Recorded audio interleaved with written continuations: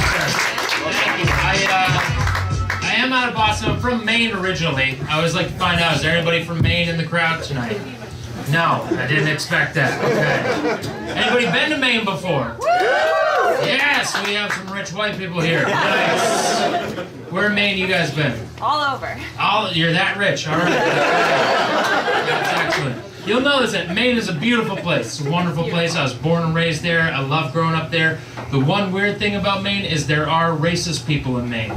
And it always struck me as weird because I'm like, where did you see enough of any other race to hate them that much? You'll have people come up to you and be like, you know the thing about Mexicans? I'm like, I don't, neither do you. We've never seen them. So, unless you say they're invisible, I can't really get on board.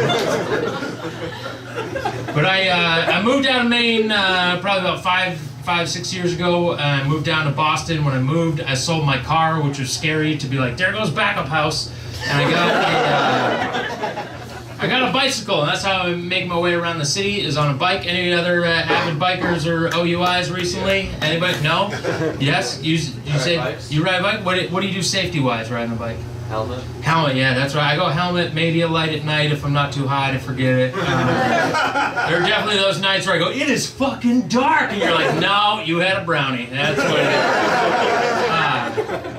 But I see where I lived in Boston, there were people, it was like kind of a rich neighborhood, and there was people riding around wearing like reflective pants and reflective vests and mirrors and blinking lights everywhere, and I just think, how dumb do you feel when you still get hit and you're just laying, blinking on the ground? Like, fuck, didn't he see me? This glow tape suit makes no sense now. You're like, yeah, he saw you. That is why he hit you.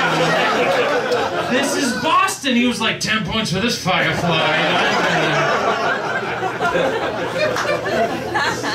I skateboard as well. I'm 33. I still skateboard. I know you're like, big surprise, skateboard rabbi, but I am not Jewish at all. I should say, I want to clear this up. A lot of people think I'm a hipster. I'm not. I was born at home on a farm in Maine and homeschooled for many years. This is what that's supposed to look like, okay? You're all copying me. I can fell a tree, and I know what that means. All right, this right here, I always carry on me. It's a little necklace. It's a fire starter. This gets through to airport security. Why? Because it's stone. They're not looking for stone, all right? That's a little hint from you guys. You're welcome. But yeah, I skateboard. It's difficult being 32, or 33, fuck man. It's difficult being 33 and still skateboarding. Like when you're 16 and skateboarding, people are like, shake their fists and they're like, you're gonna ruin your life! And now they're just like, you ruined your life. What else I can say at this point? Like I was in Atlanta, Georgia, and I was skateboarding past this guy on rollerblades. And he tipped his hat at me, and I was like, fuck you, go fuck yourself.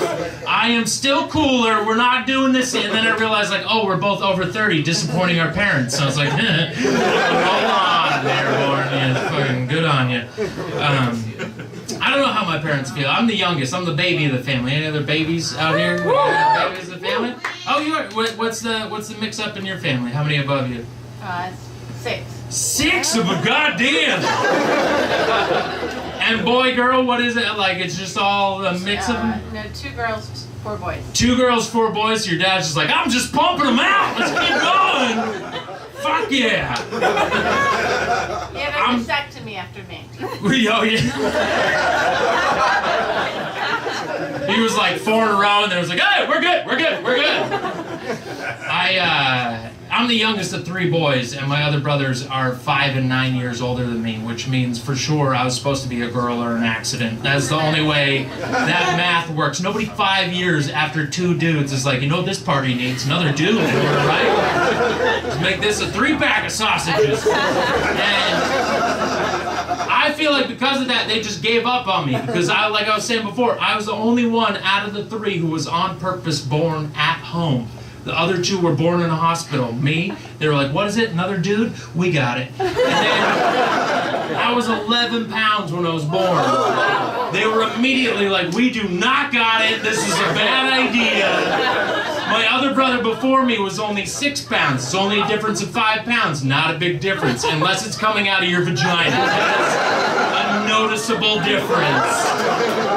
That's another baby's worth of difference.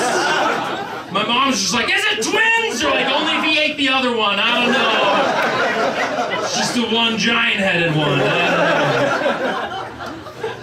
And it gets weirder too, it does, because I'm the only one out of the 3 who's uncircumcised. Yeah, I am DMX. And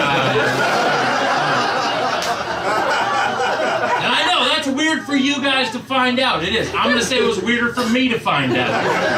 I was like, really? Both of them? Okay.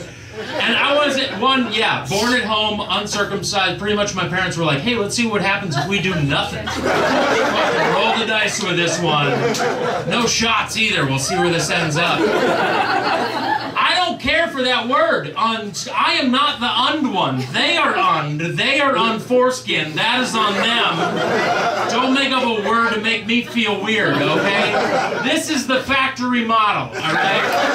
They decide to rip the spoiler off. That is on them. Some fucking old dude touch your dick when you're a baby and I'm the weird one? Go fuck yourself. This is normal, okay? I asked my dad too when I was like 20, I was like, how come you didn't, why didn't you get me, why didn't you get me circumcised? And my dad goes, shit, we didn't. Oh, there was a lot to do on that take-home birth list, I'm gonna be honest. We skipped some steps. You might have polio too. And I was like, are you kidding? Like, you never noticed change in me growing up? Like, this is a little different than the other ones. He goes, that? I thought you'd grow out of that, buddy. I don't know what to tell you. Ladies, I do. I do grow out of it.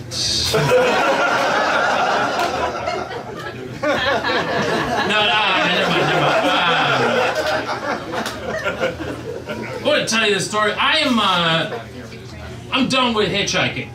That's how I know I'm doing well in life. I don't need to hitchhike anymore. Yeah, we all have different barometers. That's mine. Okay. Anybody here ever hitchhiked before? Yeah. Whereabouts are you hitchhiking?